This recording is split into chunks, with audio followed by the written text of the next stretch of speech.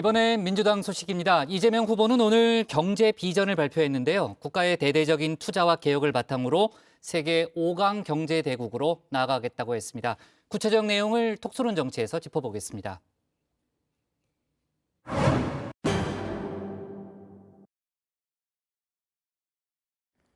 네, 이재노믹스, 이재명의 이코노믹스를 합쳤습니다. 민주당이 오늘 이재명표 신경제 비전을 발표했습니다. 이 후보 비교적 편안한 복장으로 무대에 올랐습니다. 스티브 잡스가 떠오르는 모습인데요. 넥타이와 셔츠 대신에 스웨터를 입었고 아이돌 가수 무대에서나 볼 법한 마이크도 착용했습니다. 이재명 신경제의 목표는 종합국력 세계 5강의 경제 대국입니다. 세계 5강, 이 말을 하는 저도 가슴이 벅차오릅니다. 물론 쉽지 않겠죠. 네, 후보 스스로도 벅차오를 정도로 거창한 목표. 구체적으로 어떻게 실현한다는 걸까요?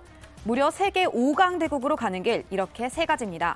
과학기술, 산업, 교육, 국토의 대전환, 공공기관 및 금융개혁, 그리고 정부의 대대적인 투자.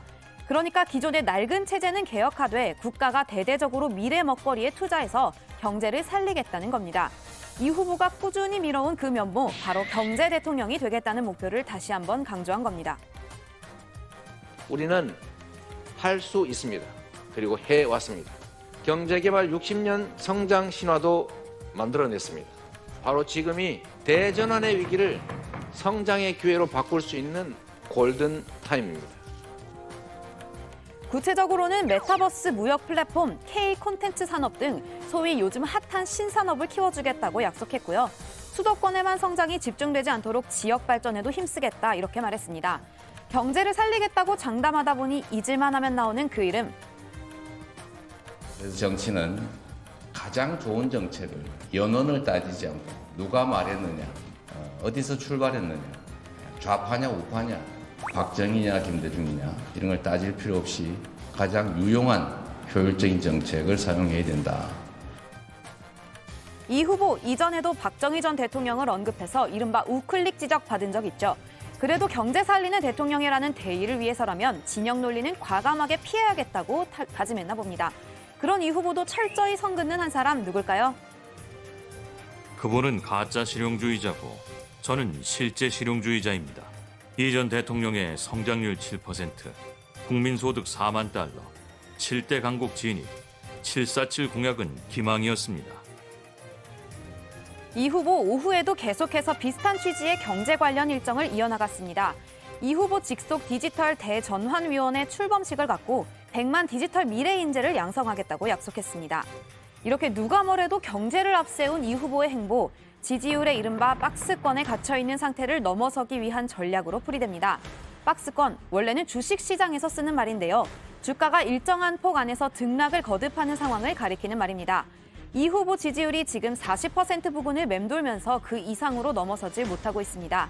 하지만 민주당은 꽤 자신 있는 모양입니다. 조만간 40% 넘어선다, 희망회로 돌리면서 장밋빛 미래를 내다봤습니다. 근데 박스권에 지금 갇혀있다는 얘기는 사실 그전부터도 좀 있었던 얘기인데요. 네네. 지금 그것을 좀 동의하기는 좀 어렵고요. 또 민생 중심의 정책 행보와 그 앞으로 TV 토론 등을 통해서 그 지지도의 추가 상승에 주력하고 예. 조만간 안정적인 40% 지지율을 돌파하지 않겠나. 네, 이렇게 조정식 의원이 방금 지지율 상승을 위한 길로 언급한 민생 중심 행보. 최근 지하철 타고 다니는 이 후보가 경제 대통령과 함께 꾸준히 밀고 있는 이미지이기도 하죠. 오늘도 유튜브를 통해서 1분 내외 짧은 동영상 쇼츠 3편을 연달아 공개했습니다. 이 후보 공약, 그중에서도 특히 민생과 밀접한 공약 중에서 언급된 주요 개념을 알기 쉽게 설명하는 형식이었습니다. 근데 이제는 앞으로 점점 노동시간이 단축될 거고 여유시간 늘어날 텐데 그럼 인간이 대체 뭘 하겠냐.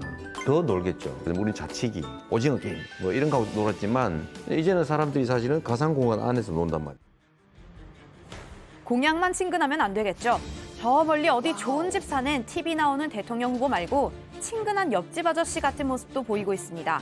앞서 지난 크리스마스 때 래퍼가 되어서 깜짝 등장했던 이 후보, 이번엔 심사위원이 되겠다고 나섰습니다.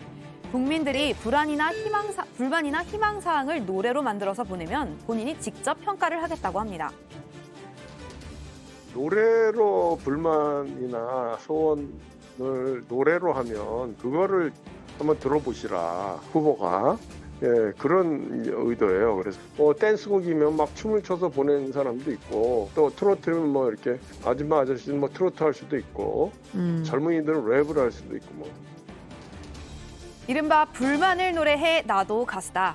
이달 말 설 연휴 밥상 민심을 노려 대국민 오디션 형태로 개최한다고 합니다. 이 오디션의 키를 잡은 사람, 최근 민주당 선대위에 합류한 예능 PD 출신 김영희 홍보소통 본부장입니다. 공모를 받고 심사를 통해 6곡에서 8곡 정도를 추려서 선발된 사람을 실제로 무대 위에 불러서 공연도 하겠다고 하네요. 1등에게 주어지는 특별한 상, 뭘까요? 1등상은 특전이 있습니다. 어떤? 이재명 후보 1회 동행권. 설 연휴 때 재미있게 이제 업로드 시킬 예정입니다. 자, 이렇게 연일 친근한 이미지를 강조하고 있는 이 후보. 하지만 2030 세대가 그만큼 이 후보를 가깝게 느끼고 있을지 아직은 좀 의문입니다. 이런 짤도 있었죠. 윤석열은 안 된다, 이재명은 안 된다. 뇌비우스의 띠를 보는 듯한 이 청년 세대의 마음, 사로잡는 일이 참 쉽지 않습니다. 안 그래도 이런 상황에서 이 후보가 일부 유튜브 채널과 인터뷰를 하기로 했다가 번복하고 또다시 출연을 결정하면서 시끌시끌 여론이 들끓었습니다.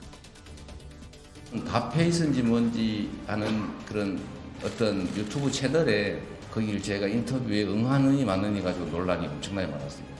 요즘 이제 여성 청년, 남성 청년들의 갈등이 마치 표면화된 것 같고 또 거기에 일부 정치인들이 한쪽에 편승해서 갈등이 격화되고 있는 그런 상황이죠. 특히 젠더 갈등 이슈로 남성과 여성 유권자 간 갈등이 계속 이어지고 있는 상황인데요. 심지어 이 후보가 어디를 가는지에 대해서도 이런저런 항의가 쏟아지고 있다고 합니다. 제가 어제 여성 문제를 해결하기 위한 스타트업이라고 하는 데를 제가 가서 스타트업 창업자들하고 대화를 할 기회가 있었습니다. 갑자기 여기저기서 또 쪽지가 쫙 날라왔어요. 왜 그러냐? 가거든 진짜 이 나라가 그 성불평등한 사회인지 창업에도 여성을 우대해야 될 이유가 있는지 꼭 물어봐달라. 여성가족부 폐지 등 연일 강경한 뉘앙스를 유지하고 있는 국민의힘에 비해 이 후보 다소 애매한 태도 유지하고 있습니다. 젠더적 거리두기라고나 할까요? 저한테도 그 양자택일을 요구하는 그런 요구가 많습니다. 남자냐, 이대남이냐, 이대녀나 선택해라. 그래서 제가 그렇게 말하죠. 왜 선택해야 됩니까? 앞서 경제를 살리겠다면서 보여준 단호한 태도와 비교해보면 분명히 한 톤 낮춘 다소 부드러운 태도를 취하는 모양새입니다. 남성과 여성이 편을 갈라 싸우는 모습을 보면 매우 안타깝다. 기성세대 책임이다. 성장을 통해서 기회를 더 만들어줄 테니까 일단 싸우지 말아봐. 이렇게 얘기를 하면서요. 어떻게 보면 결국 기승전 경제 성장인 듯도 싶습니다. 우리가 다시 성장을 회복해야 한다. 기회 총량을 늘려야 된다. 미래가 희망이 있는 세상을 만들어야 아이도 낳고 또 내 자녀들은 내가 살았던 이 힘든 삶보다는 더 나은 삶을 살게 될 것이다. 이재명 후보의 태도를 두고 이런 평가도 나왔습니다. 그거는 이재명 후보가 약은 거죠. 그 젠더 이슈를 터뜨리고 갈등을 부추기고 이런 것은 좋은 태도가 아니다. 그래서 양쪽 다 얘기를 일단 듣고 그것을 통합하는 쪽으로 그 대통령 후보는 움직여야 된다는 게 이재명 캠프의 입장인 것 같고요. 그러니까 반발이 좀 있더라도 이대남 혹은 이대녀 어느 한쪽 표심에 집중하겠다는 전략과 달리 조금은 조심스럽게 간다. 이런 분석이죠. 로어 리스크, 로우 리턴. 그러니까 수익률은 좀 낮더라도 리스크를 지나치게 높이는, 위험도를 높이는 전략은 안 쓰는 거죠. 하지만 선거 전략 측면에선 효과적일 수 있어도 소외된 목소리를 충분히 또 세심하게 반영하고 있지는 못하다는 지적도 가능하겠죠. 2030의 여론이라 하지만 그중 여성의 목소리는 지워지고 거대 양당이 호명하는 청년은 여전히 수도권, 중산층, 4년제 대졸 청년들에 한정돼 있습니다. 하지만 우리는 알고 있습니다. MZ세대의 현실판 버전 얘기는 훨씬 더 다양하고 복잡하단 것을요. 2030 세대, MZ 세대, 소위 요즘 애들 편 들어주고는 싶지만 그래도 선거는 이기고 싶은 대통령 후보. 과연 40% 지지율을 훌쩍 넘어설 수 있을까요? 오늘의 톡 쏘는 한마디 이렇게 정리합니다. 그러니까 뭔가 막 착 달라붙는 그런 느낌? 저 사람 너무 훌륭해, 좋아. 이런 것을 못 느끼는 진영의 대표잖아요. 작용 반작용의 법칙이 작용하거든요. 젠더 이슈는. 그러니까 공짜로 다 가져가는 건 없어요.